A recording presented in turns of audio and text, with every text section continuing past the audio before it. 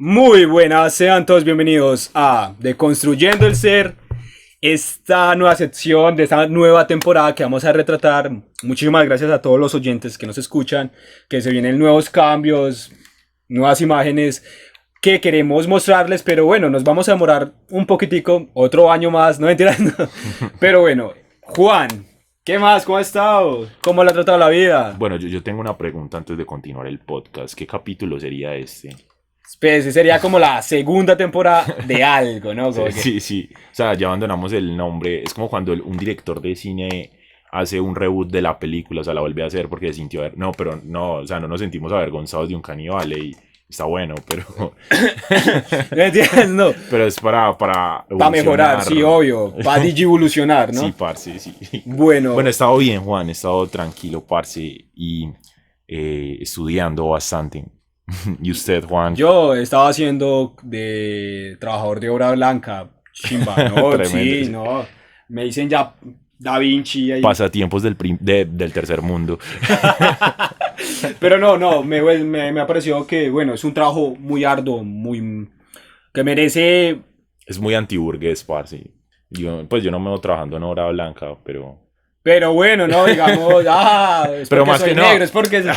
Nada, es porque yo soy un inútil, amigo. No, pero es de mucha paciencia, literalmente es de mucha paciencia, pero bueno, se le va agarrando ese sabor.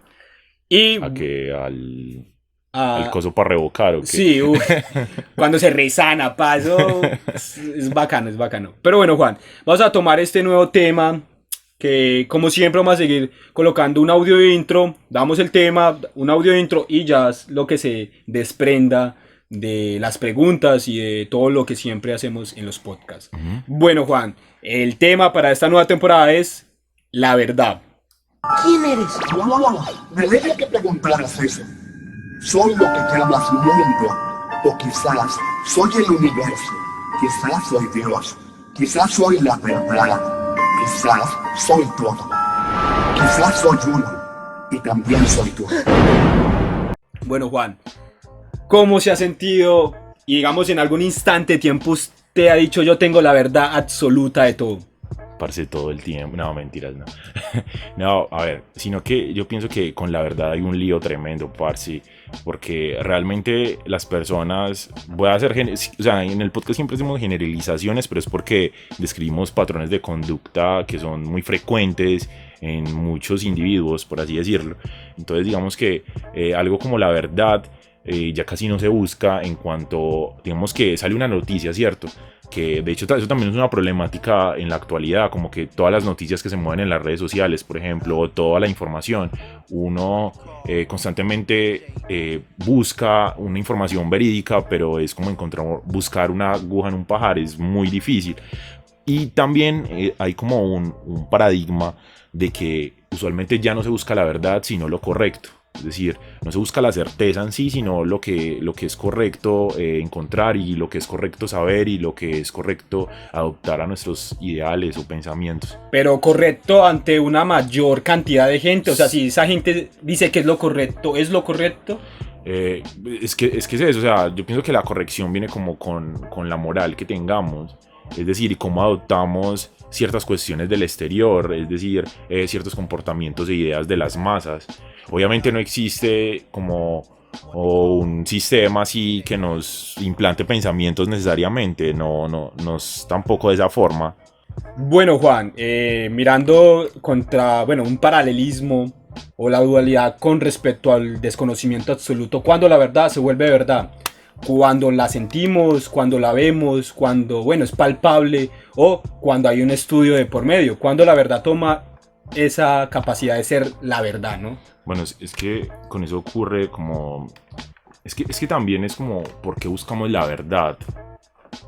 Que es más bien que el hombre, por así decirlo, hombre como ser humano. Yo pienso que igual, o sea, la verdad es una cuestión, bueno, es que eso es decir que la verdad es subjetiva, es muy subjetivo, pero digamos que la verdad tiene distintos contextos para ser vista, por así decirlo. Si lo vemos desde lo personal, se lo podría responder como que existen tres verdades, su verdad, la verdad y mi verdad.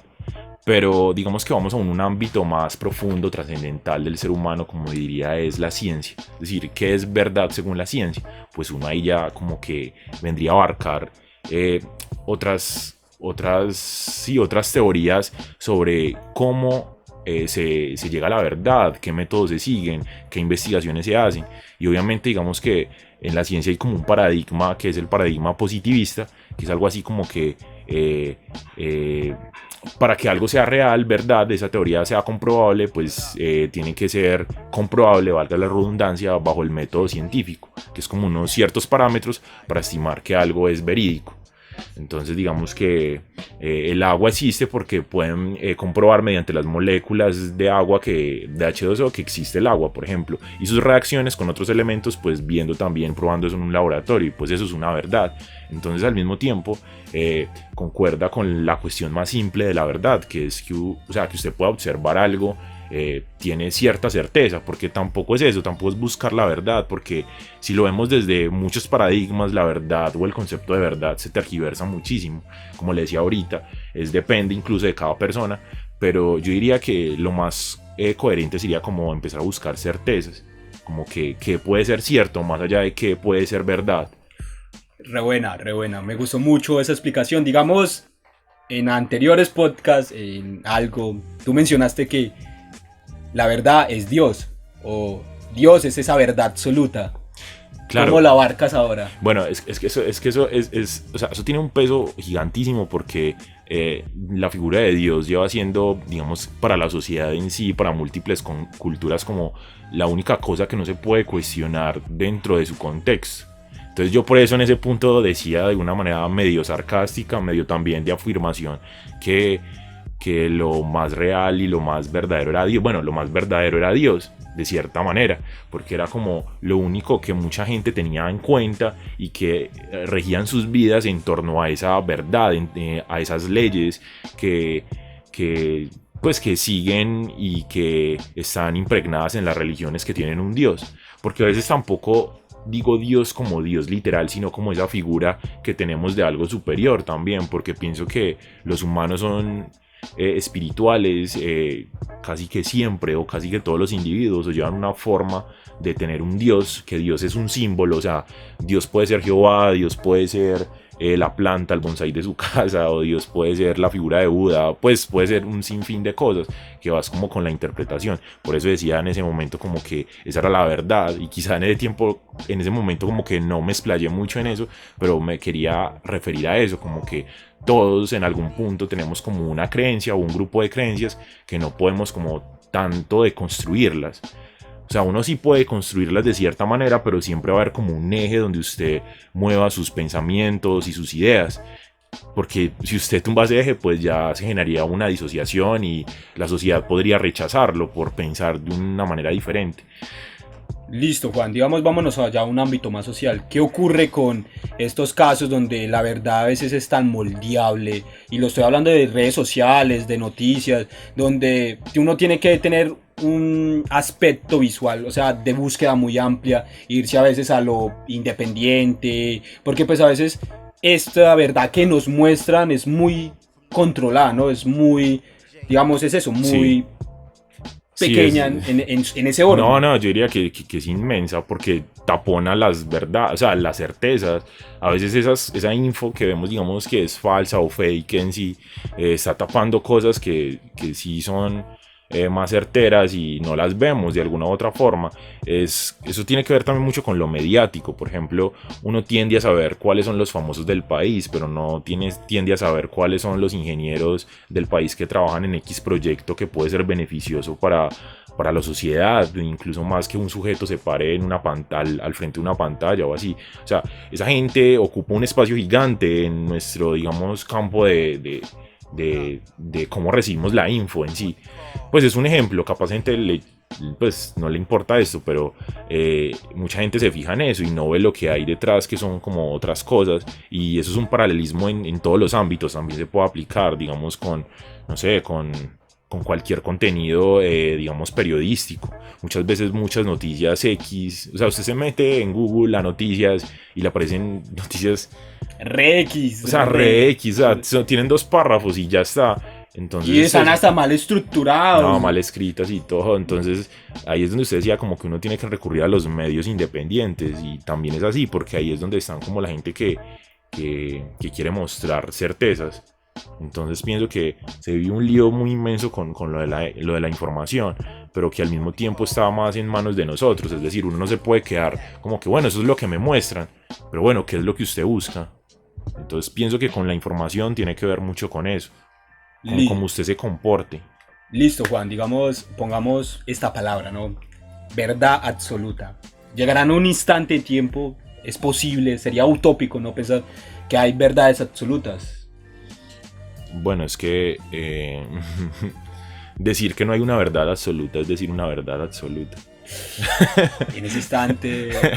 Nada, mentira. O sea, sí es medio paradójico, pero digamos que yo pienso que no se conforma tanto en como buscar una verdad absoluta o buscar como el trasfondo del concepto, sino como no adoptarlo, no adoptar ese concepto de verdad absoluta. Pienso que de alguna u otra forma es innecesario, porque o sea, sería radicar nuestros pensamientos o nuestras formas de actuar y de pensar o de vivir en simplemente algo externo a nosotros. O sea, una verdad absoluta es algo que es externo a nosotros y que adoptamos para afrontar la vida. Bueno, eso también es otra faceta. Es decir, que a veces adoptamos las verdades absolutas para poder generar defensas, o sea, formas de afrontar el diario vivir y lo que representa, digamos, el malestar de existir a veces, que eso es un poquito más existencialista.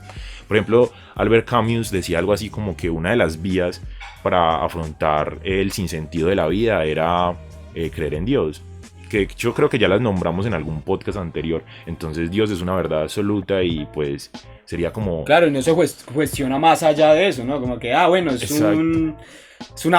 como una solvencia a ese peso de la vida, ¿no? Como, bueno, vamos a llegar a un paraíso o a algo más allá. ¿Usted tiene alguna verdad absoluta, Juan? ¿O la ha tenido? Verdad absoluta, no, creo que siempre he sido como alguien que cree siempre en incertidumbre, ¿no? Como primero veo, miro que sí están y entonces ya genero como esa perspectiva y entonces ya digo, bueno, sucedió esto, pero dependiendo de estas condiciones, ¿no? Como tan. Por ejemplo, es como cuando monto cicla, ¿no? Y me digo, sí. Voy a ir hasta, no sé, hasta Pereira. Sí. Entonces, pues una verdad absoluta sería verificar que todos los elementos estuvieran bien, ¿no? Para uno después no quejarse de que, no, es que la incertidumbre a no saber si... Pero bueno, eso sería como adelantarse a la incertidumbre, que eso es como otra... No diría que defecto, porque nosotros todo el tiempo estamos proyectando el futuro para, digamos, estar listos para lo que probablemente pueda pasar. Entonces ahí es donde se cae como en las proyecciones también, o sea, que tanto nos proyectamos en lo que vamos a hacer. Y no importa cómo proyectarse tampoco, sino que a veces suceden cosas y no es como esperábamos y se genera frustración, porque nos fijamos más en en la idea en sí, en esa verdad absoluta o en esa idea absoluta, que en lo que realmente queríamos o esperábamos. Entonces, digamos, ¿en algún momento has sentido una frustración por una verdad absoluta o una verdad? Yo pienso que sí, pienso que es muy humano, de hecho, como el hecho de uno sentir frustración a causa de algo o una idea más grande que uno, o sea, porque a veces hay ideas que lo alienan a uno como persona, que a veces uno tiene un grupito de ideas o de pensamientos o de maneras de ver, no sé, la realidad, pero también existen como otras cosas más mayores que lo abruman a uno, digamos, la institución académica en general, que sea la escuela, el colegio, la universidad, es una idea y una pretenciosa verdad absoluta que a veces puede causarnos frustración en algún punto, igual con otros mecanismos que pretenden ser verdad absoluta, como las religiones o las costumbres que tienen los familiares, que a veces quieren como pues traspasarlas a su generación, que eso es normal en cierta medida, pero pues también es normal que uno pueda rechazarlas y formar las propias maneras de pensar de uno.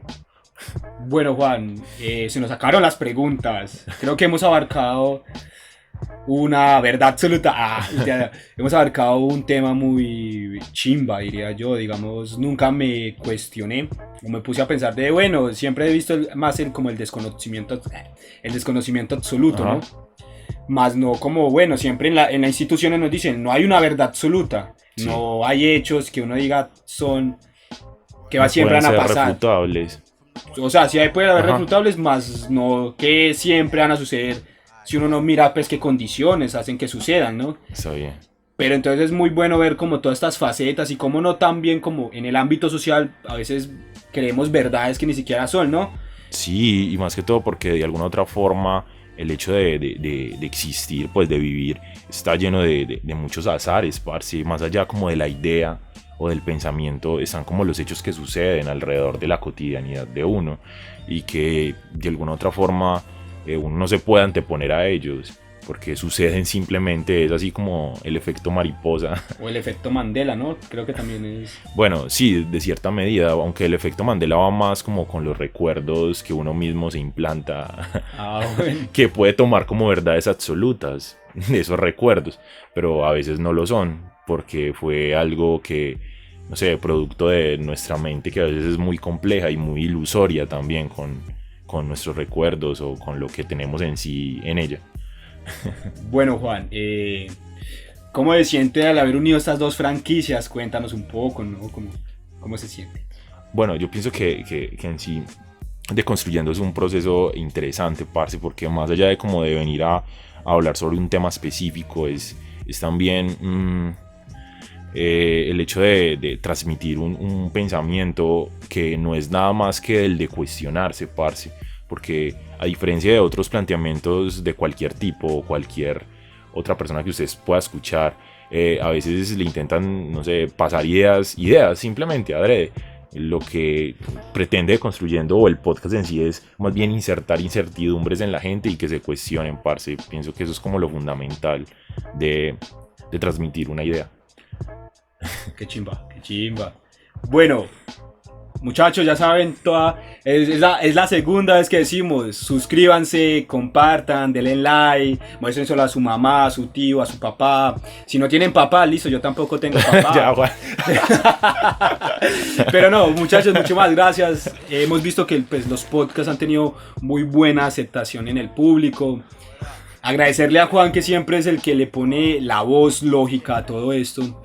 Y como siempre saben, puede estar hecho mierda el mundo con el COVID, con los malos políticos, con toda esa gente corrupta, o a veces con malas personas también, pero no hay que olvidar que siempre está hecho de amor y paz. Nos vemos en el siguiente podcast. Aquí no hay verdad absoluta.